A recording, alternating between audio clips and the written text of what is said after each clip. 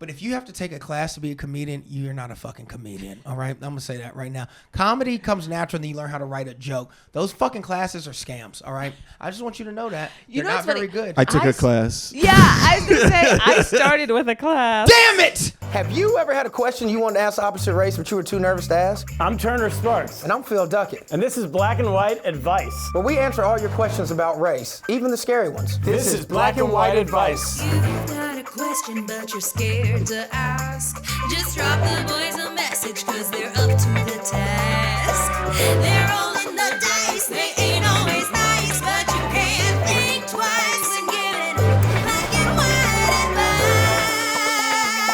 advice. Black and white advice. All right, everybody, welcome to the show. My name's Turner Sparks. And I'm the real deal, Phil the Thrill. Let me tell you something. What a night was had last night. That's why I look like shit. Wow. Save it for Patreon. Oh, man. We're Joe the Muscle Russell's not here right now because we got a special episode for you guys. We're doing, this is going to be a peek behind. We've been telling you for 6 months now to sign up for our Patreon channel. Go to patreon.com/black and white advice. $5 a month. Frankly, do it just to help us out. We're losing money every episode. We like doing this show, but we're losing money on the show currently. Losing money, guys. Literally the opposite of what I should have been at the mosh pit. All right, just so y'all know. You should have already been at the mosh pit. So just to help us break even, go to patreon.com/black and white advice.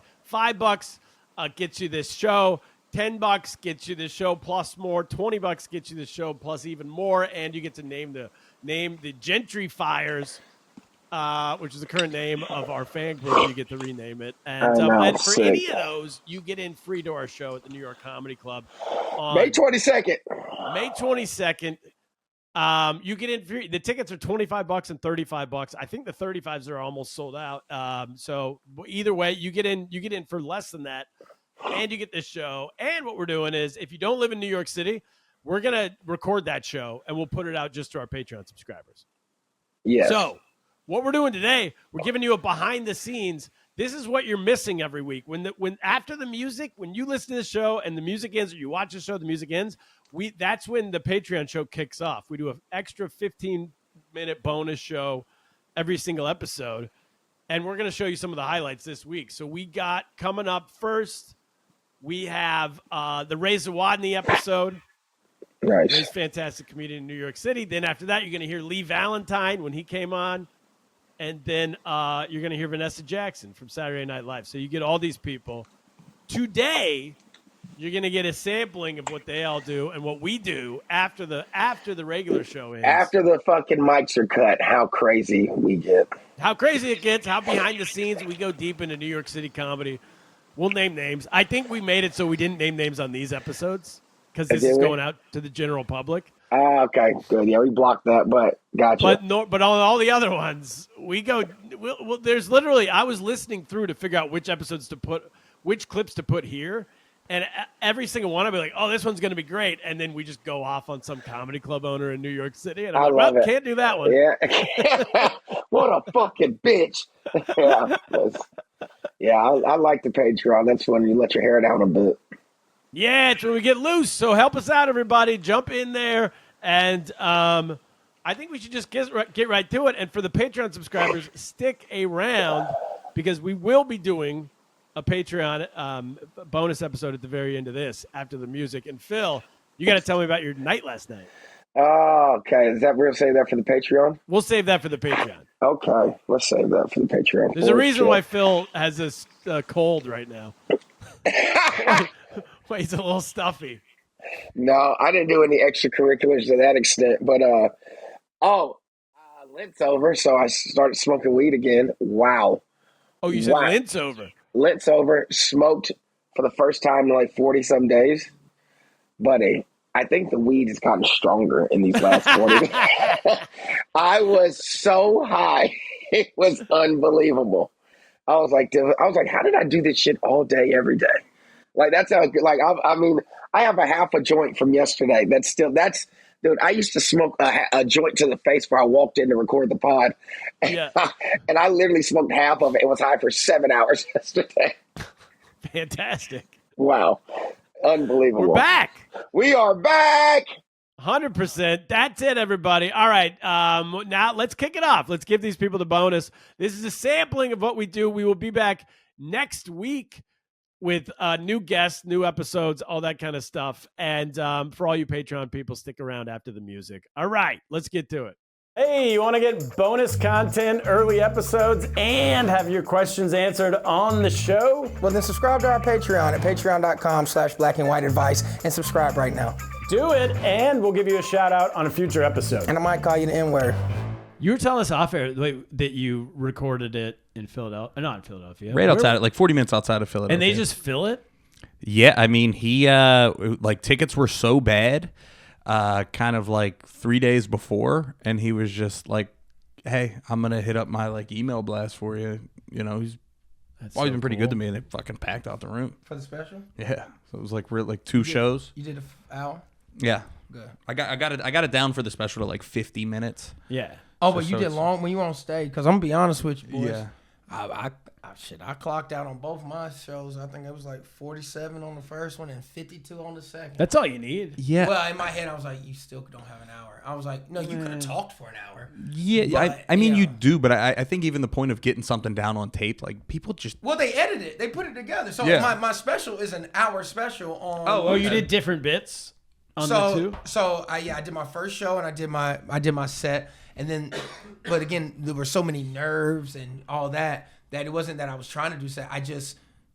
I not froze up, but I kind of lost track. Yeah, Sometimes that's a couple happened to things me. that Sure. I really wanted to talk about. I just didn't because I was in the zone. Yeah. And then once the first show went so well, that was the whole thing for me. My first show went so well. That was what I was freaking out. I was like, no, but I told everybody to come to the second show because the first show is not going to have a lot of people. Yeah. I was like, I'm going to have so many nerves. You shouldn't come to the first one. Yeah. First show packed out. I destroyed it. So to the point where I was like, should we even do a second show? I was like, because I don't know how to top that, what I just did. That was really good. Yeah. And they were like, they were Yeah, like, you the gotta do a second They said show. the second show is a free show.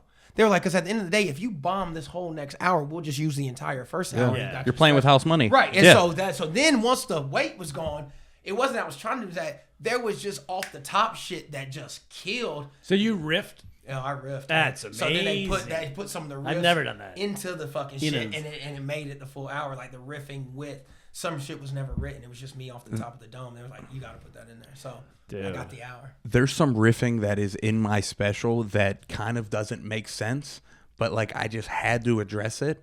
Is Soul Joel's has multiple rooms. It's like a big venue, and the one next to me, they had a male review there, While you were doing Like a the strip special? show? like a dude strip show. Yeah. And like it was fucking packed, like more packed than the show was, and like I'm like had to walk And you through could it. hear it. Oh, you could hear it a little bit. Not on the in my recording, but like when you walk out, you heard it, and like I'm seeing dudes walking around in G-strings. So like when I get on stage, I like had to address it. Yeah. So there is just a random line that we couldn't edit out in the special because it would have fucked up a joke too much. Yeah. That like I feel like somebody watching it is just like, what the fuck was it just randomly? People don't notice it. They'll just be like, they'll just not register Yeah. that it was even a thing. I had that moment at mine because when they first booked me to do that hour and everything, and they were like, right before I was so nervous, you know, of course, just like nerves in general. And I was like thinking, like, what do I talk about? Do I want to do this? And then I remember they told me one thing. They were like, just stick to the hits, Phil. You got the time. Just stick to Yeah. the hits. Play the hits. All right. I was like, okay, so I'll just stick to the hits. Trump gets shot the day before.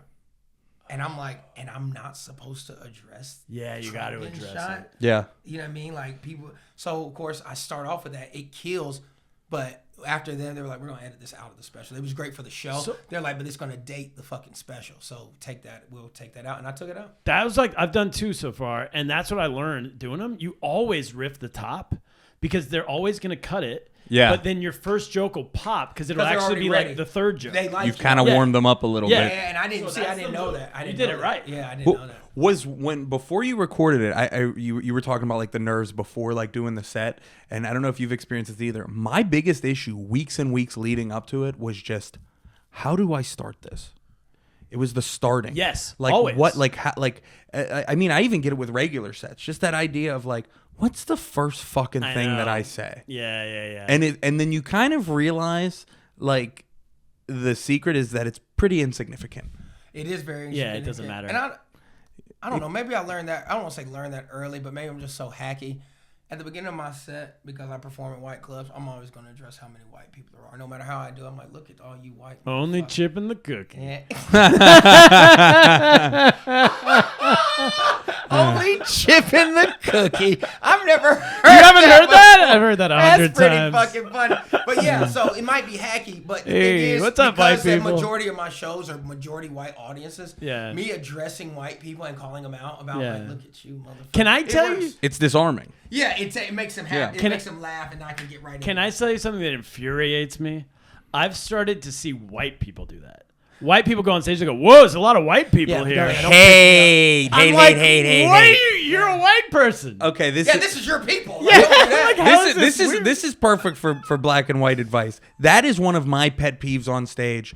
Is when a white comic says like, "Nah, you're white as hell." And I it's know, like, me too. We can't do that. Yeah, That's not ours. You got to give them something. Right, Yeah. You can't take everything from black culture. My pet peeve for white comedians is, oh, you didn't like this? What do you guys want to talk about? It makes my skin crawl. I'm like, you're not a professional. I don't like. I'm never gonna let the blaming fucking. I'm never because it's your job. Your job is to read the fucking room and do the best you can to give them something that they can digest. I agree. That right there is a cop out.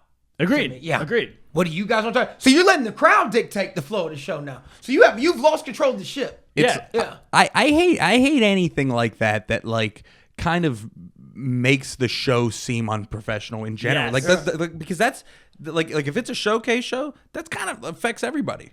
Yeah. Like oh, that dude doesn't give a shit. Yeah, he's open micer. He's lazy. He's just trying to figure it Well, out. and it's all self-protection. It's you realize you're bombing. Right. And so you're like, oh, this crowd sucks. Or when they start blaming the crowd. I hate when people get mad at the can't crowd. And no, it pisses me stand off. They're like, they were fucking weird. I'm like, oh, probably for you. Yeah. And then but also when you're telling them they suck, then they don't like the show. Right. And then it makes it harder for the next person that goes up. And also, when you say, oh, I guess you don't like this, they don't know what they like till you tell them. Exactly. There were some people who didn't fucking fuck with it, but there's somebody. But once you tell them, they don't know when you fuck up a joke. They don't know when you misword a joke. That's all in our head. You just keep going. But once you let them know, oh, I kind of fucked that up. Well, now you're showing the mirrors in the magic trick. Yeah. You fucked it up now. And like sometimes when people will they're like, man, you guys suck. It's like, dude, you did like 2 jokes that weren't that good. Right. Yeah, exactly. Maybe it's you. Yeah, like and like just they didn't boo. They're just quiet. Exactly. I will say that the showmanship a part of comedy, I think comes from black comedy and Def Jam, and that's where I learned to like take control of the stage. To be like, Nick. But you get up there. I always think it's a show. You're putting on a show. These people paid for a show. They didn't pay for you to mumble. That's how I feel. They didn't pay to be like, do you think this is fun? At the Lantern, I'll pull some shit like that. Like, and I'm heavily influenced by Def Jam comedy. Same. In the way you can't tell it unless you're looking at it. I've never been able to tell, but I appreciate it. I'm gonna look for it. But now. if you watch the way I like I'm on stage, I'm like I'm gonna get your attention one way or the other. It comes from watching that style of comedy. I used didn't to come from white comedy. I will also say that black audiences also take it more seriously. That I've noticed. We have to be funny. We pay good money. I saved up to take my girl. Have to be funny, and they fucking dress nice when they go out to go see a comedy. It's a show. Because I used to feature, like there were a lot of like black acts that would come through Pittsburgh, and they would want a white feature.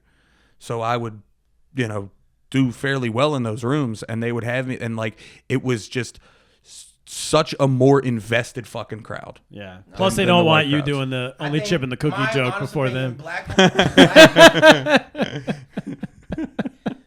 Like, that was my joke. Black crowds are harder to win over, but once they're on your side, is the most fulfilling laugh. They got your back. Yeah. It's the most fulfilling. They'll let you rock out. Once they fuck with you, you can say whatever the fuck you want. They'll give you a chance. People don't realize black shows, you got to prove your worth to them. You have to prove that you're worthy of them spending their money to come see you. But once you've proven that, they give you free reign. Even if you're famous too. Yeah. Even the headliners, they were like, all right, motherfucker, well, this was. We know you Mike Epps, but let's see. Bring it on, Mark Curry. First of all, I don't do Mark Curry. Mark- He's a legend. He's Cur- great. Hanging with You Mr. just Cooper said was Mike one of my. Epps. I like Mike Epps. I like Mark Curry. I got to open a couple times for who I was like a huge fucking fan of as a kid on like Comic View, and I remember I'll never forget that I like had one of the best feature sets I ever had in my life, and I'm getting off stage and I have that like air to me like, all right, good luck, Bruce, way to follow that. He gets on stage and literally like the first thing he said, it was like he says something. He was like, "Look at like this lady in the front." He was like, "What's going on, baby?" And like said something about her hat, and it got a laugh that was 10 decibels louder than my fucking closer. And I was like, "Oh, This is okay. This is professional. This is what he's doing. It's this a level. It leveled It's up. levels of this shit. It's levels of fun. Yeah. He was like, it was watching him. He was like, everything was like so like it was he sold every fucking joke. He amazing. wasn't lazy. It was like fucking selling the jokes. That's what I was talking about. All right, we got one question to get to. This is from Drew in Detroit. He says, I'm 39 years old and white. I've noticed black folks my age often call me young man. Sometimes Wait, repeat the question. Is that true? I don't know this. Repeat the question. Clearly that resonated with you guys. I'm sorry, I was texting. I had to text. I over read it. this when it came in. This is a real question. All right, let me see. When it came in, I read it. I'm like, I don't even get it. Let me see. Okay, it's from Drew in Detroit. He says, I'm 39 years old and white. I know Drew. He goes, I've noticed black folks my age often call me young man. Sometimes younger guys do it too, which is weird. Not that I'm complaining, but I don't look very young anymore. You should complain. Can anyone explain this? They calling you a little bitch. Yeah. That's Is that what it is? That's what It feels young like it, man, yeah. young man. That's them. They don't have respect for you because when you 39, Yeah. and it's like even me at 36, they be like, "What up, OG?" They be like, "What up, Unc?" Oh, so when they're like young man, they're literally letting you know, like, I don't respect. It's almost it's like nephew too. Yeah, it like, is. come They on, don't shut respect. up, They're like, nephew. chill out, young man. Like, I wouldn't have known that. Yeah, young man is crazy. So, at 39, young man is crazy. He Black has people, 2 kids. I know His this kids guy. are calling him young man. No. I said, oh, so you take the trash out. OG is like the pinnacle. The OG's it's gotta pinnacle. be. Okay. OG, Unc is right under there. Young man, there ain't nobody out here calling me young man because I don't. Yeah, that's the low key. Sorry, Drew. Drew, they over here. They see you as fish. Oh no. You know what I got called condescendingly the other day was king. You ever hear somebody hit you with like a condescending king? I get boss or chief. Chief. All right, settle down, chief. Oh, chief is Chief is yo, tough. yo, chief will make me fucking snap. Yeah. Calm down, chief. Relax, chief. Bud. All of a sudden they go Bud. native on you. Come on, bud. Yeah. Basically, yeah. He's calling you the Trail of Tears. Wait, what was it, boss? Boss is tough. Yeah. Bud. But I got the other day like no, you're good, king. It was like a You ever get big guy? Yeah, because it was a black person calling you that. yeah. He killed me. I was like, ah, damn. I He was don't- like here's the young. thing, I don't think he was trying to kill you because here's the thing. We would never call a white dude king in period unless we meant it. Oh, all That's some right. real shit. He was just Okay. he was being inclusive when he calls you king. Oh, okay. Because we would never say we're king. learning. We would Sick. never sing king to throw off on you because we don't think highly enough of white people to call you king. So if he was saying king, it was like he respects you, he fuck with you, like, hey, king. do I your like thing. that. Yeah, that was not a throw off. That was him actually showing you some respect. Young man, Young man is an that attack. nigga done pissed in your Cheerios. I love that you both knew exactly what that meant, Yeah, and I yeah. had literally. And he no was like, clue. oh. Turner's like, I feel young. So what was it like in the Bronx? What it would have been in the 90s when you were, or late 80s? Yeah, late 80s, early 90s. It was What was the music scene like? no, hip hop was crazy. It Yeah. was, hip hop was Video Music Box was the thing that we always ran home to watch. Really? You know, after school and all that. It was just the thing to do. And hip Did it hop was feel crazy. dangerous in the Bronx during that time, or you just used No, to I it? was a kid. You know, you a kid. You don't really know. It's just, I mean, like, look, there were just abandoned buildings everywhere, and even on Jerome Ave, like you see some of those nice apartment buildings. Those weren't there. It was just rubble. Like in order for us to get to the park, we would go through just torn down buildings. That was just like ruins. That was just, it was just, that's just the way it was. That's the way living. But it wasn't, it was nothing. I mean, we would go play ball at All Hallows, like in the back, and we would go to the park, and we were just kids. It was just all normal and regular. That's pretty crazy. You don't have an idea of what's dangerous. You know what I'm just saying? That's yeah. just projected on you. Yeah, that's by- your environment. by These are your adults. friends. Yeah, you know what I mean? yeah. don't You think don't about you it. don't know any better. You know. That's When did you start doing comedy? I started at 40, so I was going through a divorce, and I was like, let me do something that's gonna hurt my soul even more. And I started. I really want to hurt myself. Yeah, I started doing comedy. No, the honest truth is, I did start at 40, but my boy was like, "Yo, I want to write this movie," and he wanted to take a comedy writing class. Yeah. And I paid for the class, and he didn't. So it was like 6 months to a year later, and I was like, I got this money in the street, I can't get it back. I'm gonna take this class. At the end, you do stand up. I didn't know that's what it was, but I did my first show at Gotham, and you catch the bug right then and there. I was like, oh no, I got to do this shit. And then immediately after, from that show, I got booked on a show in Brooklyn. Bombed my fucking face off, son. Yeah. It was the worst You're feeling in it now. ever. Yeah. I was like, yo, I don't ever want to this shit to happen to me again. And it's happened it happens all the time. It will continue to happen sometimes. It's just one of them things. Some nights, you know what, though? It just happened. You know what? It's different now, because if you bomb, you're like, okay, this happens, and you have another show lined up. Right. When you're starting and you bomb, you might have to wait 3 months before you can redeem yourself. So that shit stays with you the whole time. So that shit is true. Not only that, but when you did well on your first the graduation show, yes, and then you bomb the second show, well, now you bomb 50% of your shows. Right, exactly. Now if you bomb, you're like, well, I know I've done well 1,000 times Right, before. right. Those first mics give you a false sense of reality, though, because you're so excited you've told everybody about it. So you got a lot of your people there, and they have their people there, so they're good sports. Yeah. And you think this is what comedy is until you get to Till your you next get show to- where it's like nobody here knows for you. you. Yeah. And they're here for a real Bro, show. I had 60 people at my first show. Yeah.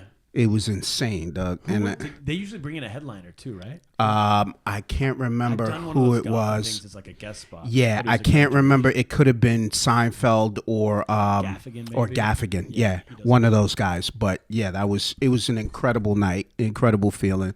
And you catch the bug, you want that shit, because that's all we doing. We chasing that high of, like, after you do well after a show, you go out into the streets, and you just another random motherfucker. That's the worst. You're nobody. Right. You know, you just another motherfucker on the 2 train going uptown. You know what I'm saying? Right. But when you're in there and you do well, it's such a good feeling. And when you can't do that, it's fucking the deepest of the lows that you can fucking have. Well, getting rejected by a room full of people is the worst feeling. Yeah. So, they all agreed you're not funny. Yeah, and you're like, I really put a lot into this. Maybe they're right. Yeah. Maybe I'm not.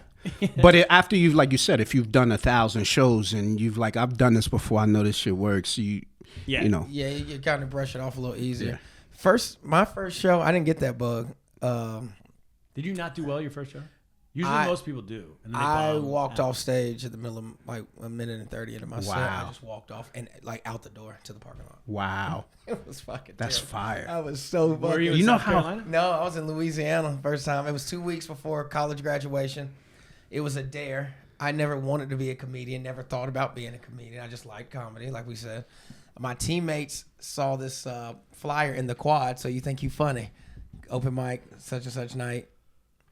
I mean, I walked right past it. Didn't even read it. I'm like, what the fuck are you talking? My teammate ripped it down. He was like, oh, we going to this. Wow. I was like, no, we're not. He was like, I swear to God, you're going to be. And I was like, and they literally just shamed me. So they thought you were funny. Well, because I've always been like the class clown, the funny guy in the locker room. I was always funny. Right. But I never thought if I had to actually be funny on cue. I was like, I'm funny for talking. Right. But I couldn't be funny just if I had to. I said, you know how hard that is? Right. And so they were like, you could do this shit. And the thing is, he was not the first person to do it. He's just the first one that forced me into it by shaming me. Like, don't be no bitch. Stop acting like that's the way we get any of our boys to do anything. Oh, you stop acting like a little bitch, you hoe ass. Yeah, that's literally the conversation. And I'm just like, bro, shut up. They were like, you gonna go. So, right. But I remember in high school, one of my best friends, he was like, yo, you should be a comedian one day. Wow. And I used to just be like, yeah, never. Right. So this guy forces me to go, because it's my entire basketball team in college. They're like, we going. So that night, they were like, Duck, be ready. We going. Wow. They're like, here's a bottle of liquor, nigga, drink up. You were drinking, that's why. But I drank before, because I was like, I'm not doing this. Nervous. Shit. Yeah, I'm nervous. Yeah, and so they tell me you got 3 minutes, and I was like, all right, I'm just gonna tell a funny story that I always tell. And I remember I go up there, and I'm so nervous, and I'm telling the story, and when it gets to the part of the story that I always laugh at, or people always laugh at when I tell it, Nobody laughed. Yeah. And that scared the fuck out of me because I'm Of like, course. well, the story don't get no better. Of than course. this. Yeah. That's the best part of the story to me. So it's complete silence, and I like do a couple more lines, and people are just looking. I was like, I'm so sorry, I made a mistake. And I just walked off the stage, and I literally walked out through the back, through the doors, to the parking lot. Damn. I was like, get me out of here. And I remember I'm almost to my car, and like I hear the door open, somebody's running, and it's the DJ. And he was like, yo, what the fuck was that shit? I was like, I didn't want to do this. They made me do it. I said, I'm sorry for messing up your show. I didn't. He was like, are you crazy? He was like, first of all, he was like, you got this stage presence about you. He was like, that show was rowdy. He said, as soon as you walked up there, everybody got quiet. Oh, wow. He said, imagine you telling a story, and when you get to the best part, he's like, I'm sorry, I made a mistake. Wow. Well, he's like, people think you had like a stroke or something. They don't know what's going on. Right. They're like, he was like, but whatever, man. He's like, just as a rule of thumb, if you ever do this shit again, don't ever fucking walk off stage before it's your time. You throw the whole show off. People aren't ready. Wow. He's like, Wow. so fucking do. He's like, stay up there. If you suck, you suck. He said, but I'm just saying, in comedy, if people are having a good time, they let you know it. Damn. Nobody stays silent. You know what? That motherfucker's gonna be on your True E News story I don't even know when you his do name. it. I don't Damn, remember. He was when just they a do a DJ. documentary on you, that's gonna be the motherfucker and that. I remember, he's like, if you ever try. And so I ended up moving. I graduated, ended up moving to Atlanta, Georgia. I don't think I got on stage. I think it was like Yeah, I like how you moved because of that set. I left out of here. I'm out of here. 6, You 7 walked months. out to your car to the airport and got a job in Atlanta. Drove to Atlanta. You're like, burn my clothes. I don't need them. I'll buy new ones in Atlanta. Get this off of me, right? Oh, my Bro, God. 6, 7 months later, I'm in Atlanta, Georgia, and I remember I was like, maybe I could try stand up one more time. That's fire. And I went to I wish I would Laughing have started Skull. early. Oh. Yeah, and that's why I have my tape. It's still on YouTube. People don't know this because I had a stage name when I first started comedy. That's such a black thing to It do. is because though. that's what I thought. You know Yeah, what I mean? that's what you do. and- Hey, he was up there going hamburger. Right. Not only did I have a stage name, it was on my license plate of my 02 Cadillac DeVille. I got pulled over once week. They thought I was pimping or selling coke. Right, But right. I went by Philly G when I first Philly G. Why the G though? My name is Philip Gentry. Gentry, that's So right. Philly Gentry, G, yeah. and it was on my license plate too. Philly G. Philly G. That's not really a It's not stage name, but it's My boy said, he was like, it sounds like a SoundCloud rapper. And right. It, was like, It does. For comedy. It does. It does. Yeah, and so once I moved to New York, I remember I was like, Philly G. And Amy, the booker time, she was like, I'm not fucking calling you that. Wow. Hating. Hey, they was, I'm not But then they fucking let lying. Phil from Chico go by Phil from Chico. Phil from Chico. So I went by Philip Duckett, and I did that for like the first couple weeks. And somebody was like, it's too many syllables, dog. Like, it's Philip Duckett. He's like, Phil Duckett has a ring to it. yeah. It rolls off tongue, Phil Duckett. Yeah. Damn. And so I got to Phil Duckett. Yeah, you should redo your special and just add the backstory to it. Right, that that- would be fire. For Philly G? Yeah, from Philly G, and you get all the people who was there from the beginning. Yeah, that would be fire. yeah, Philly G. And Yeah. then We just producing fucking comedy specials. That's Right, what you yeah, get, but- Patreon. on my next one, you hear the breakdown of how it started. Did you have stage fright? Did you have stage fright your first time? Yeah. Yeah. And I don't remember doing it. I was on stage for 10 minutes. I did relatively shit. well. 10 minutes the On first your first time? Yeah, it was. That's that white privilege stuff. They gave you 10 fucking minutes. No one gave me anything. I You started blew the my light? own open mic. Oh. Yeah, China. There was nowhere. I was in China. There was nowhere to Oh, do stand up in shit. the whole country. So I started an open mic at a bar and begged my friends to do it with me. So it was 4 of us. We did 10 minutes each. None of us had ever done anything ever. Wow. We didn't know what you're supposed to do or not do. We didn't even have a light. We didn't know about lights existed. Yeah. We just go till you're done. Go till you're done. It was all our friends in the audience. So we all did well, kind of in that, like, they're laughing at you. Yeah. Like, this is insane. Everyone was drunk. So I did well. I have video of it, but I don't remember being on stage. I Wow. was so nervous. And then that was good. And then I bombed for 6 months after that. That's fire. Every single time. Were you doing it in Mandarin or another No, I was language? doing You did English? It was like, British people. Expats Europeans. and yeah, exactly. exactly. Yeah, that's fine. But I have a story from that Gotham, the thing you did. I mean, I don't know, probably not the exact same one, but in 2015, I visited New York to see if I wanted to move here. I've been doing comedy like 5 years at that point, and I lined up maybe 5 shows in a week. And one of them, somebody got me a guest spot on a graduation show Oh, at that's Gotham. fire. And those are the hottest Those shows. are the best shows Right? because Yeah. those people are there to laugh. They're so excited So to you see crushed? I their got pe- 7 minutes. I'm 5 years into comedy. Yeah, so I crush, right? And then I go to the subway, and that whole thing when you walk outside, you're a nobody. No, So nothing. Ye and I go outside. We go down to the subway. We get on the subway. Some guy on the subway goes, "I just saw you at Gotham. You were awesome." Oh, the that whole is crowd's like, fucking- they go, "He's a comedian. And That is so I'm like, fucking I'm cool. moving here. So fucking cool. And then we moved here. We moved here a year later, and I barked at the lantern for 13 months. See you like throwing your arms up in the air. You're gonna never happened again. make it after I've all. never That's been a recognized. Mentos commercial. I've never been recognized since ever. Oh my god, dude. That'll have you thinking that. That'll really have you thinking like that too. Like, oh my God, I'm a star. Yeah. Yes. That's how good I For the was. next 6 years, I barked at the lantern. It's such a reality check after that. That's how everybody Right. start for sure. is. That's how I've everybody. definitely barked at the lantern for some time.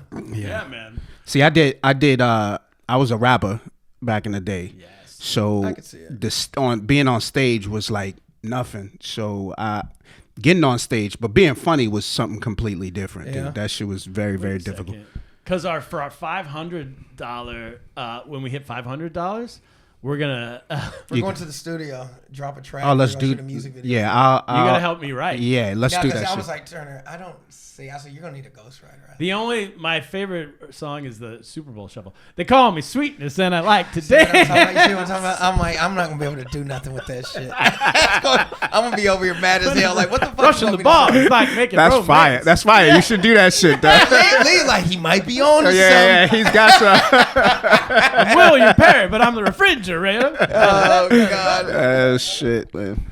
I'm thinking more of a Big Tig of the Basement type of flow, and he comes out with basketball is my favorite sport.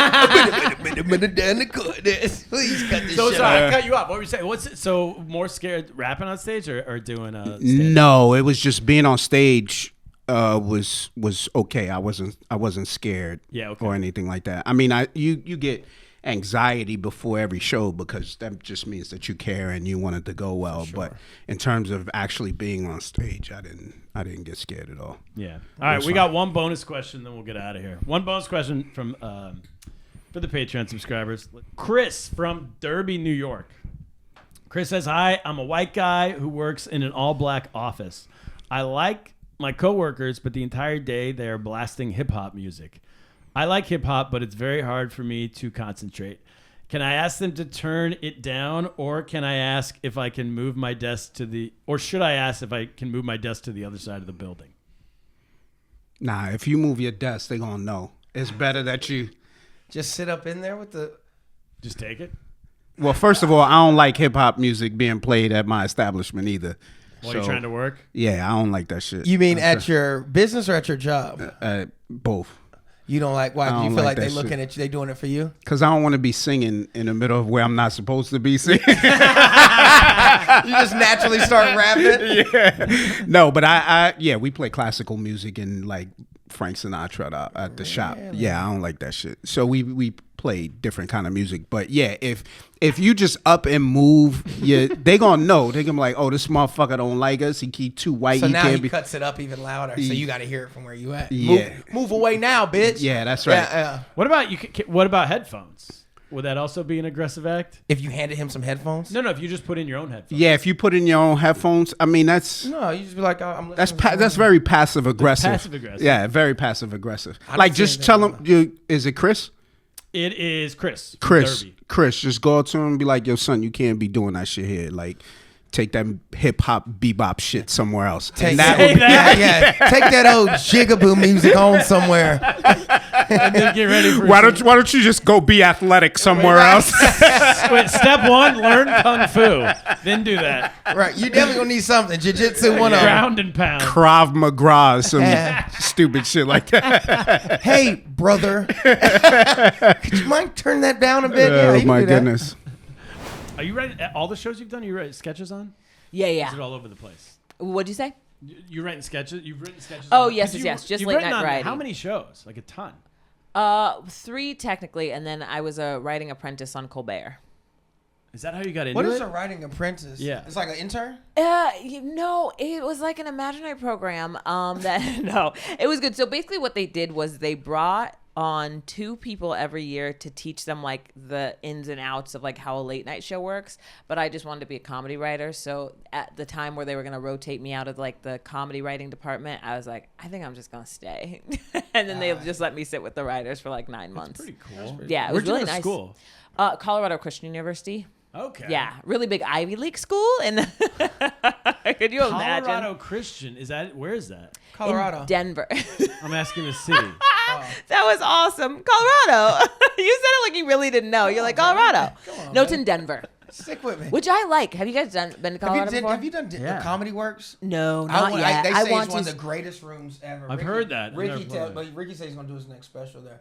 But I was like, I've always wanted to fucking everybody. Ricky Velez. Yeah. So I do work with him on some other stuff.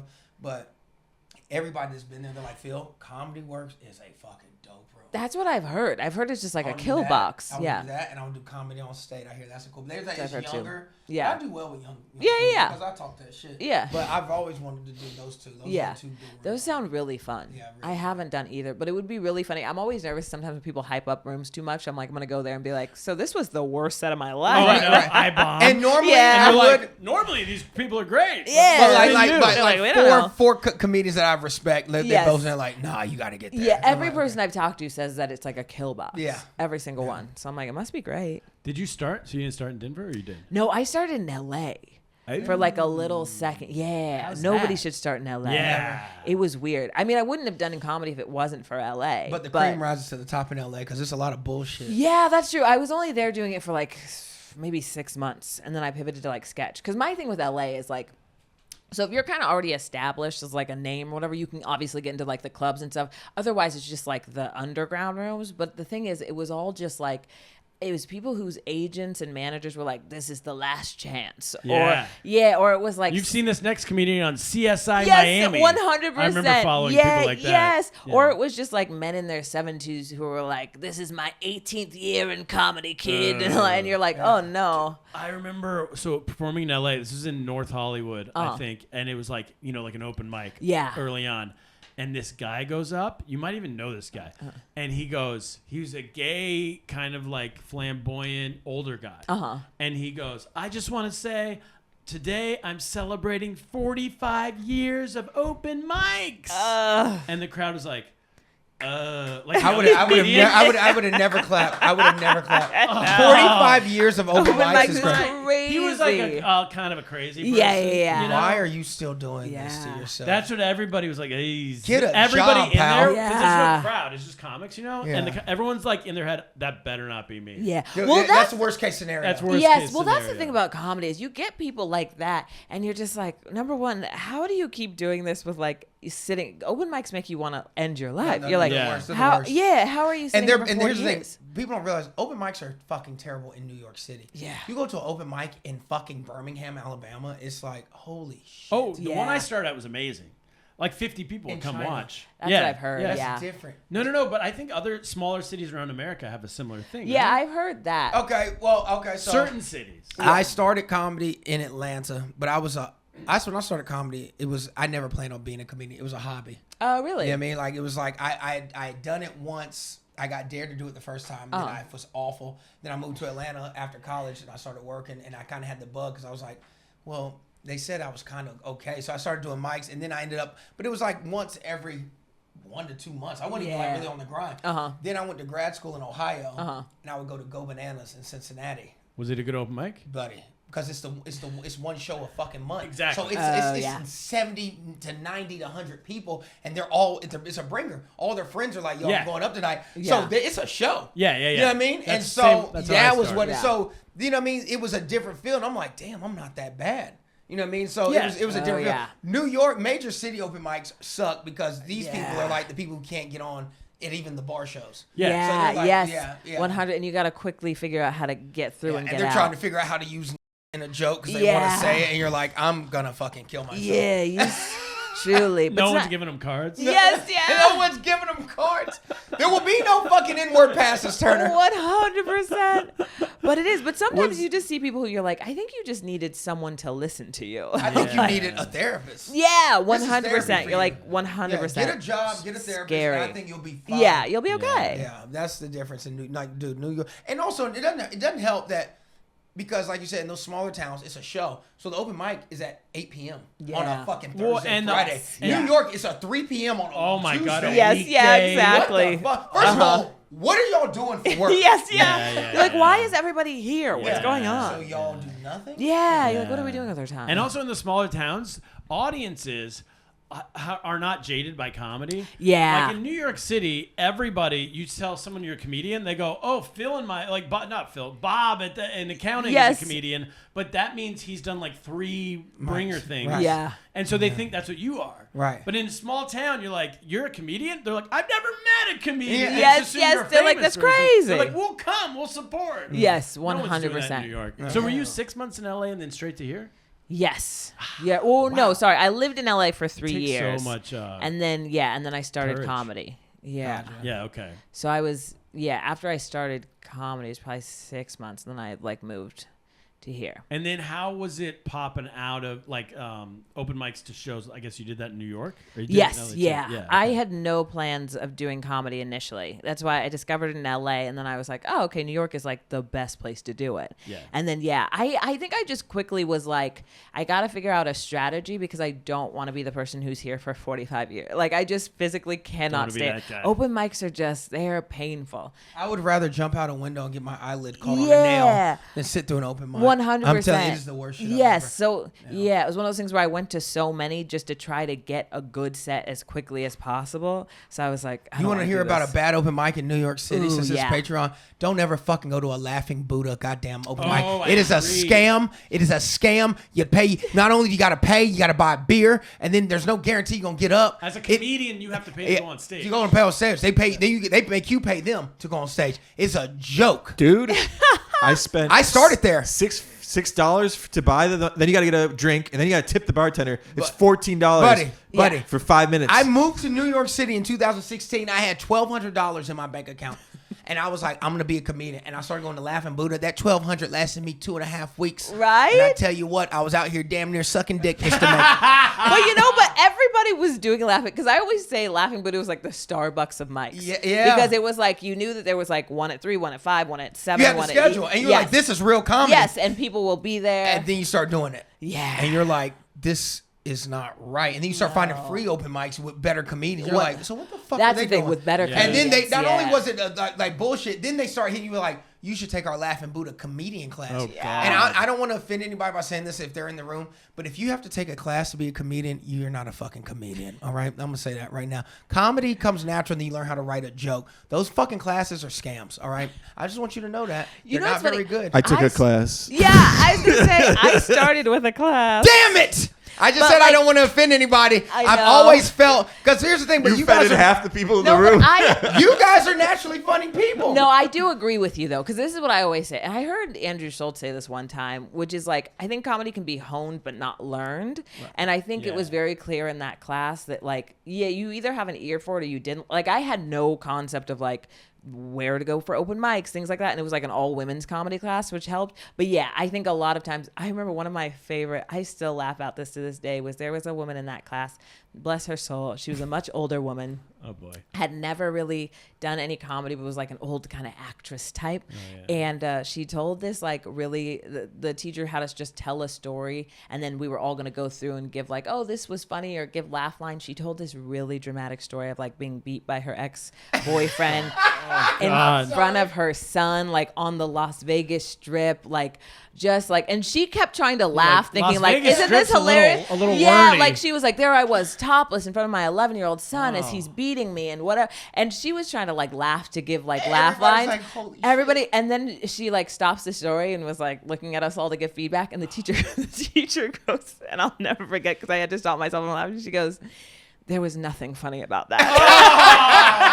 That's the worst part. I would have cackled. I would have cackled. And then just moved on to the next person. Oh, no. Like, didn't even let us all give. Oh no! They have cackled, so that was like. Do you know what that lady's thinking? Yes. She's thinking, so I got beat by my husband on the Las Vegas Strip for nothing. Literally, that's literally what the least I vibe thought was. maybe this She's will sitting be there. funny. She was like, "I guess y'all don't like dark humor." That was her. She It says really comedy. thought, yeah. Hello. She thought like, oh, and they'll help me make this funny. And she goes, there was So he nothing. knocked out all my teeth. Yeah, we all were sitting there just like, oh my god, Flabbergasted. just like this is the mouth most open. insane You gotta story. be polite and at least be like, Yeah. oh, we can So work that's on not- that. Yeah, funny. no, because it was such a dark story. The teacher was like, yeah, no, you The need to get. I think she problem- wanted her to know you need to get like some help with Yeah. The that. problem I is need a when I get therapist. uncomfortable, I laugh. Yeah. Like when I get really uncomfortable, I start getting. So Yeah. when somebody's bombing, I start laughing because I'm like, oh shit. When oh, I shit, tell oh, you shit. my eyes were almost like tearing, Yeah. I was trying to pretend that it was because of the story. I was biting my lips Did you so crack hard. up when she said there's nothing funny about that?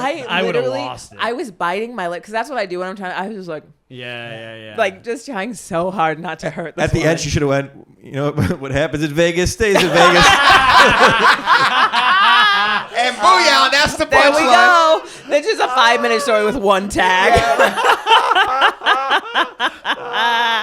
That's incredible. Oh my gosh! All right, we got one bonus question. We should get to it. We ain't done the bonus question. We haven't. We don't. We can skip it. It's frankly. Fuck that. They pay for a question. Give them a question. All right, I don't even totally understand this one, so whatever. We'll see. This is from Tish in Queens. She says, "I'm a black woman. I love the show. White people. What does that fake smile mean when you walk by a black person and make eye contact?" Oh, you calling the police? You calling the cops? Hi. Like, she's stealing. Yeah. Can I She has ask a something. question? Because I do a fake smile to everybody. Do black people not do a fake smile If I ain't to feeling like that uncomfortable like, hey, If I ain't when you're feeling walking by the, if I someone ain't in feeling the the hall? smile, you don't get no smile. The fuck? That was aggressive. Phil gets hard all of a Okay. sudden. Yeah. He's like, wait a What second. the fuck I'm smiling for?